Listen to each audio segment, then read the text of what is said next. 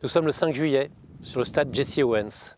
Demain, le 6 juillet, la flamme olympique, la flamme de Paris 2024 sera ici. Tout se prépare, l'écran est en train d'être monté, les drapeaux flottent derrière moi, chacun s'active, tout le monde travaille pour que cette fête soit une fête remarquable. Il y aura des animations, des orchestres, nous y avons tous travaillé. C'est une grande réussite de Val-de-Reuil.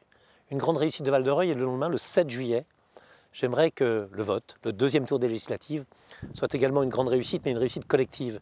Une réussite qui ne laisse personne sur le chemin. Et c'est la raison pour laquelle je voudrais parler à plusieurs d'entre vous. Je voudrais d'abord parler aux abstentionnistes, ceux que ça n'intéresse pas. Vous n'avez pas idée de ce que nous pourrions perdre avec le Rassemblement national.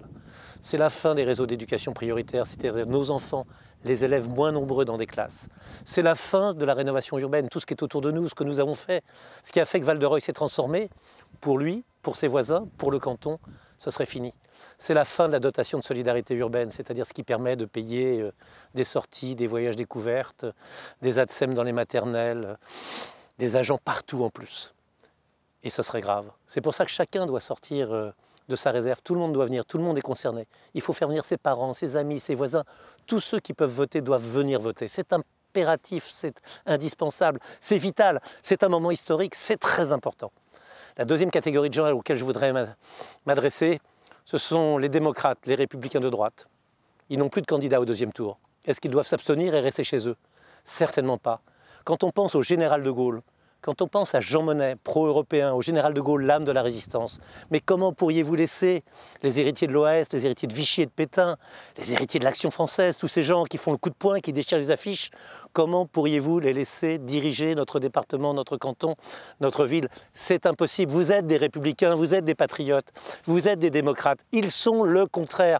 Les libertés des femmes, fini. Le droit à l'avortement, fini. La liberté de la presse, fini. Le droit du sol, fini. Mais ce sont des libertés fondamentales, c'est la grande révolution, c'est la Troisième République, c'est les libertés, c'est le général de Gaulle, c'est le gouvernement provisoire de la République française qu'on serait en train de fouler aux pieds. Vous êtes européens, vous êtes démocrates, vous ne pouvez pas rester chez vous, vous ne pouvez pas dire c'est pareil. Et puis je voudrais parler à ceux qui votent Front National. On a tout dit, la colère, le ressentiment, l'ennui, la crainte, la peur, d'accord. Mais on ne va pas voter pour n'importe qui, pas pour un homme qui confond Évry et Évreux. Pas pour quelqu'un qui dit qu'à la gare de Val-de-Reuil, il y a des TGV qui s'arrêtent pour aller à Marseille ou à Nice. Pas pour quelqu'un qui dit n'importe quoi, pas pour quelqu'un qui dit qu'il fait du droit du travail un jour, du droit des affaires le lendemain et du droit du commerce encore un jour après.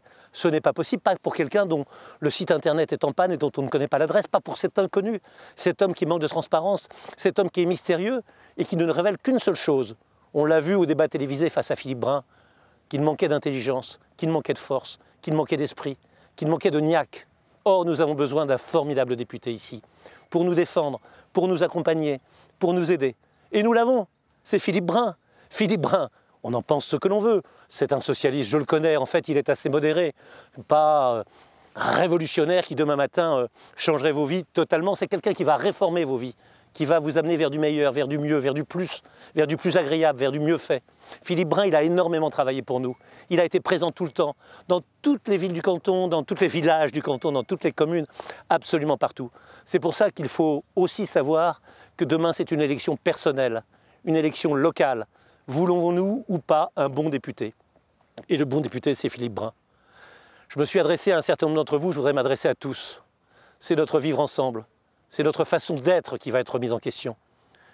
On a beau dire, tout n'est pas facile, c'est vrai à Val-de-Reuil, mais la vie s'y passe bien, elle coule, paisible, heureuse, je l'espère, entre la forêt de bord, l'Eure et la Seine, pour nos enfants, pour nos familles, pour nos parents.